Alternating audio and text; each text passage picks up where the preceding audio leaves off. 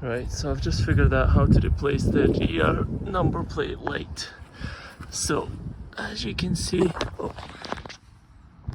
hold it up like that. As you can see in here, the little light is held in place by this and this.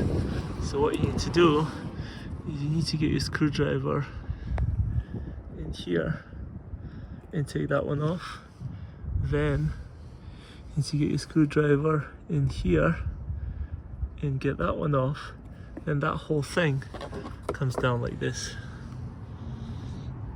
Then you turn this one inside and you put the new bulb in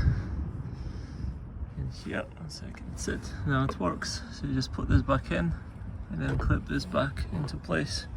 Nice and simple.